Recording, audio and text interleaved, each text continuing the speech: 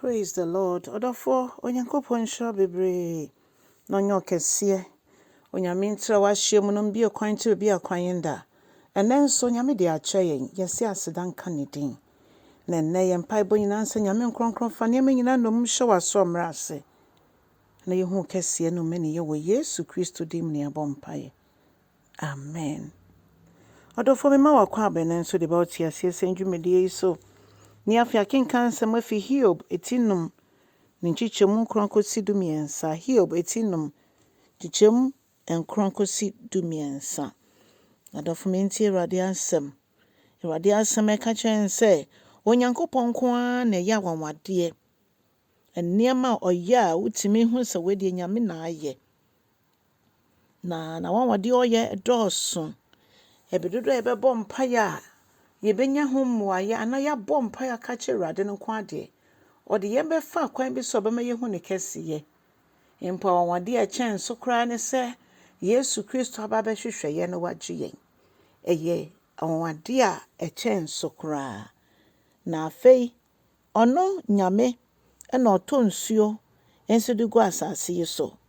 Na afei oma nsuo no epete enobaya anase aba ekuafo edua na wamaba na fifi na so nobaye adofo no so kuani ne dua aba no a aba na hyefom ne onyo no no ma no eye akese ana edoso eye nyamea ne dia ne so obedodo ho na nyame to nsupagu so a na so aba ne bia wa maye irrigation ekwan afa so de water emfo akese no. But abaso ne de eye nyame e na ohwema ne so aba.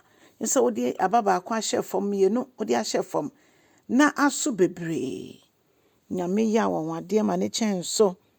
Ono e na omma ne oni bi edi yie na obo ne a ohun amane enso ho ban. Na afei osefo gine to bi ohhehye bi anso no ono nyame hwese obesei no. Ne hianse ye de yenre ahye ono no mu.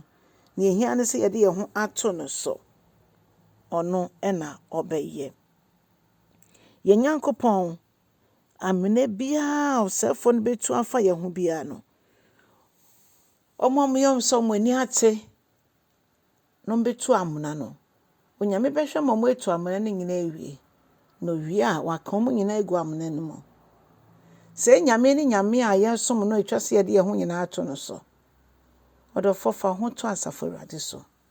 Ono kwa no betwitwa agye efi ye hawo ne ye mra ye nyina mu. Ye de yere nhye nipa ma nipa bedi ye hwammo. Na yemfa yere nhye nyame mu fi so ono kwa na de oka no oye. Bible says bo hye no chese de kora ba de kwa de bebemu. Ye nienti e beche ne se na onyankopon ne brese so ma ne bemo ye hu nani onyam na ho ba mfa so ma ye no. Na sabre ne nu ye ntia. Se brunu so edudi a yenye bie ya no na no yenya nkasa yenwie po na nyame na waye odofo mama ye mprin kodi nyame anim kan ana se yenke chiri ana yenya adwene ntanta bi emfa nyame ho na emom no yemfa yere nyina nhye ne mu ebise niema nyankopon eye wasase so no se ne nyina na oda na edi akyen a enka na ebia na ye hunu nyame se oye nyame na ebia na ya dwan koyen se se na tie dia se de obonsam ye ya ne ni tua ne ekoso osoro nti no osori ye ne ope na so nyame ama no kwan obi obema ne homre so bia no onyankopon bre na ase eniema bi yo ho a eye hinta dia onyankopon de esie nipa ne eye nipa de no oda na edi kire yen ne mom de esese ye nyame nko ade no ono nko na esese ohunu enti niema bebre wo ho a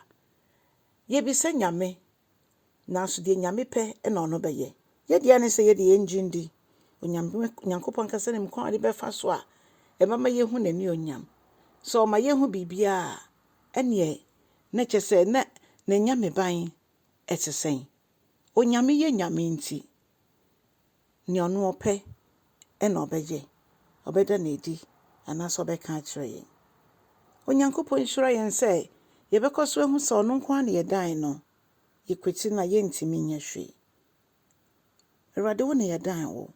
To boae ne yɛntimi mmrɛ yɛn ho ase ɛnhyɛ w'aso mmrɛ ase.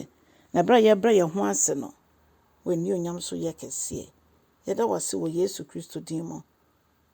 Amen. Ɔdɔfoɔ kyɛ asɛm no, ne ma Job nwoma yi ɛnkasa ɛnkyerɛ yɛn nyinaa. Nyankopɔn ɔwɔ tumi. Nyankopɔn ɔtumi adeɛ nyinaa yɛ. Onyame nhyira wo na ɔnyɛ ɔkɛseɛ wɔ Yesu Kristo din mu. Amen.